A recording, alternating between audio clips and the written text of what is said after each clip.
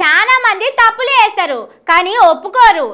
నేనెందుకు తప్పు చేసినా, నేనెందుకు తప్పు చేస్తానని ఎదురు తిరుగుతారు. కానీ కొందరు మాత్రం ఇట్లా తప్పు చేసిందో లేదో అట్లా దొరికిపోతారు. తప్పు మేమే చేసినామని ఒప్పుకుంటారు. వాళ్ళు నిజంగా గొప్పోళ్ళు కదా. అసలు ఈ గొప్పోళ్ళు ఎవరో కాదుల్లా, మన చెయ్యి గుర్తు పాటోళ్ళే. చెయ్యి పాటోళ్ళను నిజంగా మస్తు మెచ్చుకోవాలనుల్లా. చేసే తప్పును ఒప్పుకుంటారు కానీ తప్పు చేయకుండా ఉండు మాత్రం అయితలేనట్టున్నది. పాపం చేస్తే తప్పేందని అడుగుతున్నాడు కాంగ్రెస్ లో మాజీ ఎమ్మెల్యే సంపత్ కుమార్ సారు. దేని గురించి అనుకుంటున్నారా? గదేనుల్లా మన రేవనాల్ సార్ అమెరికా పోయి వాళ్ళ అన్న కంపెనీతో అగ్రిమెంట్లు చేసుకున్నాడని కార్ పార్టీలు అంటున్నారు కదా. దాని మీద సంపత్ కుమార్ సార్ ఏమంటున్నాడో చూడు. పారి మంత్రి రేవంత్ రెడ్డి గారిని జగదీశ్వర్ రెడ్డి కలిస్తే కూడా తట్టుకోలేకపోతున్నారు. జగదీశ్వర్ రెడ్డి కలిసిండు. ఈయననే కంపెనీ ఏదో ఉంది, ఈయనది స్వచ్ఛ బయో అనేటువంటి ఒక కంపెనీ ఉంది. అది ఇప్పుడే స్టార్ట్ అయింది. 15 రోజులు అయింది, 15 నెలలు అయింది, ఇట్లయింది అట్లయిందని ఇంకా ఏబిసిడి కూడా స్టార్ట్ కాలే. ప్రయత్నం మొదలైంది. ఇంకా కానేలే.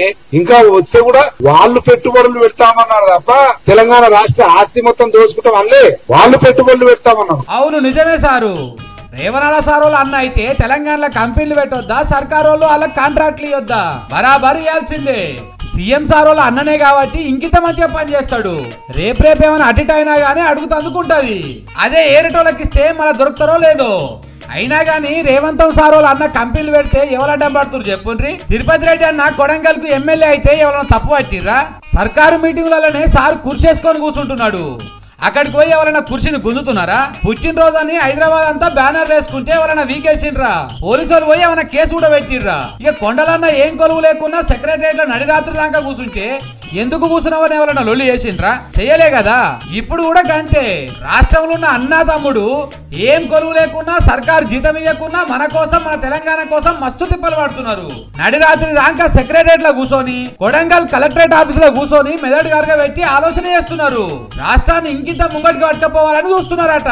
ఇక ఇప్పుడు అమెరికాలో ఉన్న ఇంకో అన్న జేబుల పైసలు ఖర్చు పెట్టుకొని తెలంగాణలో కంపెనీలు పెట్టి కొలువులు ఇచ్చి రాష్ట్రం ఆమ్దాన్ని పెంచుతామంటే ఎందుకు వద్దంటాం సారు? అన్న ఒక్కడే కాదు, రేవనాల్ సార్ వాళ్ళ చిన్న ఆయన, పెద్ద ఆయన కొడుకులు, బావలు, బామ్మార్దులు, వాళ్ళ చుట్టాలు, వాళ్ళ దోస్తులు ఎవరు వచ్చినా వద్దన్నాం. కానీ అన్ని రేవనాల్ సార్ వాళ్ళ ఇంటి వాళ్ళే చేస్తున్నారు. మరి మా సంపత్ కుమార్ సార్కో లేకపోతే వాళ్ళ అన్నలకో తమ్ములకో ఎందుకు ఛాన్స్ వస్తలేదు అనేదే మస్తు బాధ అవుతున్నది సారు.